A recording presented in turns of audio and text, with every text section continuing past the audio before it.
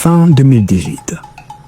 La République démocratique du Congo s'apprêtait à tourner une page historique avec des élections qui devaient marquer la première transition pacifique du pouvoir, mais dans l'ombre des résultats officiels. Président de la République démocratique du Congo, Monsieur Tshisekedi Tshilombo Félix. Un accord secret était en train de se négocier, loin des projecteurs entre Joseph Kabila, Félix Tshisekedi et Corneille Nangaa. Cet accord conclu dans un cadre restreint et sous l'assistance des 3 chefs d'État africains influents allait sceller l'avenir politique et économique du pays. L'accord s'intitule l'accord pour la paix et la stabilité de la République démocratique du Congo. L'accord n'a violé aucune disposition de la Constitution, mais elle permettait la fluidité de cette passation de pouvoir.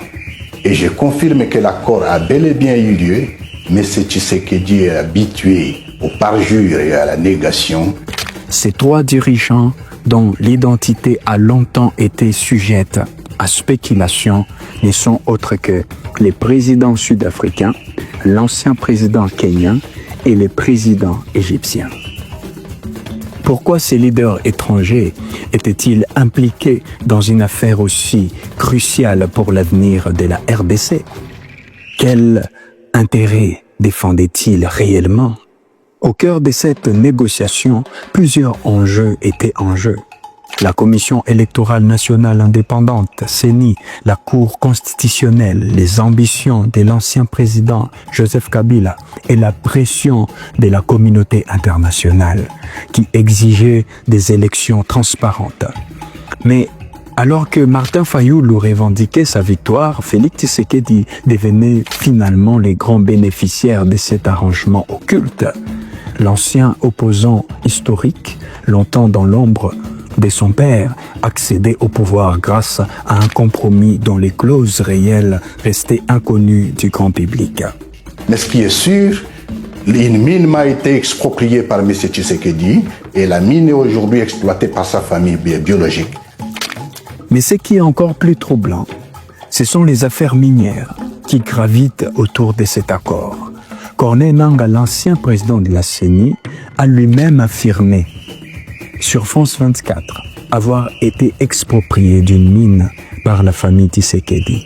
Cette révélation soulève une question capitale. À quel point le contrôle des ressources naturelles congolaises a-t-il influencé cet accord politique? Il ne s'agissait plus seulement d'une passation de pouvoir, mais bien d'un partage des richesses souterraines valant des milliards de dollars. Une véritable affaire des familles s'est installée autour des mines, transformant la gouvernance en un réseau d'intérêts privés au détriment du peuple congolais. L'accord secret prévoyait également un partage du pouvoir entre Félix Tshisekedi et Joseph Kabila. Mais ces derniers s'est progressivement retrouvé mis à l'écart. Pourquoi Félix Tshisekedi a-t-il accepté un tel deal alors qu'il savait qu'il ne pourrait pas en respecter les termes? Comment a-t-il pu chercher des alliés étrangers tout en trahissant un engagement qu'il avait signé? N'était-il pas en train de passer pour un homme indigne de confiance aux yeux de ceux qui l'avaient soutenu? S'il était réellement patriote, pourquoi n'a-t-il pas refusé cet accord et choisi de rester opposant à vie? Aujourd'hui encore, son nom résonne dans le couloir du pouvoir congolais comme un secret bien gardé. Dan Yetler, milliardaire israélien, est l'un des hommes les plus influents et les plus controversés dans l'histoire minière de la RDC.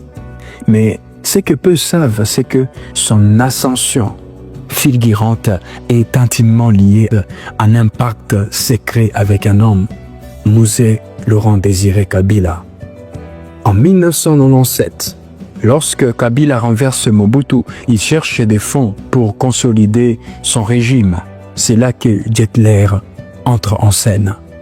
En échange d'un accès exclusif aux mines des diamants congolaises, il promet un soutien financier et logistique. Mais ces partenariats n'étaient-ils qu'une simple alliance économique ou bien cachaient-ils des intérêts plus profonds qui, des années plus tard, auraient influencé l'accord entre Joseph Kabila, Félix Tshisekedi et Corneille Nangaa, une question troublante qui mérite d'être posée. En RDC, le contrôle des mines n'a jamais été une simple affaire économique, mais bien une clé du pouvoir. Depuis Laurent Désiré Kabila jusqu'à Félix Tshisekedi, chaque régime s'est appuyé sur les richesses souterraines pour asseoir son autorité. Derrière chaque transition politique, une bataille invisible pour l'or, les cuivres et les cobaltes se jouent. Depuis l'accession de Félix Tshisekedi au pouvoir, des rumeurs persistantes sur l'implication de sa famille dans les secteurs miniers congolais. Plusieurs sources affirment que les proches du président détiendraient des parts secrètes dans des exploitations de cuivre, de cobalt et d'or, des ressources stratégiques qui génèrent des milliards de dollars. Des accusations renforcées par des déclarations troublantes de Corneille Nangaa, ancien président de la CENI, qui affirme avoir été exproprié d'une mine par la famille présidentielle. Mais au-delà des spéculations, une vérité demeure. En RDC, tout tourne autour de l'argent et du pouvoir.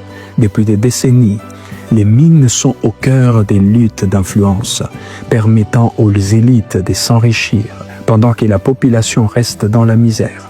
Alors la question se pose, ces accusations sont-elles fondées ou sont-elles qu'un nouvel épisode d'une bataille politique où tous les coups sont permis? Écoutez ceci et soyez très attentifs. Et n'oubliez pas de liker et vous abonner et de laisser un commentaire en donnant votre avis sur tout ce qui se passe sur notre nation. La dette publique de la RDC a dépassé les caps des 10 milliards de dollars en 5 ans. Ont révélé dimanche 7 avril les sources à la Direction générale de la dette publique. Pourtant, cette dette publique est réduite en 2010 de 14 à 3 milliards de dollars et maintenue à 3 milliards de dollars jusqu'en 2019. Suivez très bien. La dette publique a connu une augmentation de 7 milliards entre 2019 et 2024.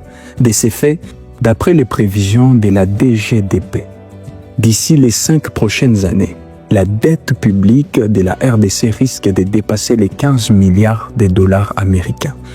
La dette publique a commencé à galoper à partir de 2019. Elle est passée de 3 à 10 milliards entre 2019 et 2024, affirment des sources à la Direction générale de la dette publique. D'après les bulletins statistiques de la dette publique parus en mars 2023, les stocks de la dette arrêtés au 31 décembre 2022 étaient évalués à plus de 9 milliards de dollars, soit respectivement 41% des dettes intérieures et 59% des dettes extérieures. Cette importante hausse de la dette est due aux dépenses de l'administration publique centrale supérieure aux recettes publiques observées depuis 2019. La dette extérieure est contractée directement par l'administration centrale auprès notamment de la Banque mondiale, au Fonds monétaire international et de la Banque africaine de développement BAD. Estimé à près de 6 milliards de dollars, cet argent a couvert entre autres les dépenses publiques liées au financement de la gratuité de l'enseignement primaire. La dette publique intérieure, quant à elle, s'élève à plus de 4 milliards de dollars. Une partie a servi aux dépenses publiques entraînées par les bons trésors émis par les trésors publics et des banques centrales. Tout ceci nous pousse à la réflexion. C'est à vous, dans les commentaires, de nous dire exactement ce que vous pensez de ce qui a été dit dans cette vidéo. Parce que si vous remarquez bien, à partir de 2019, la dette a commencé à s'élever d'une manière mystérieuse.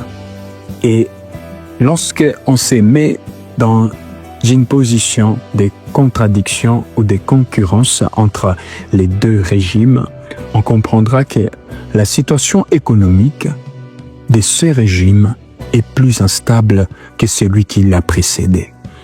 Alors, quelle est la proposition, la solution que vous proposez pour la régulation de ces problèmes économiques et la gestion de ces conflits qui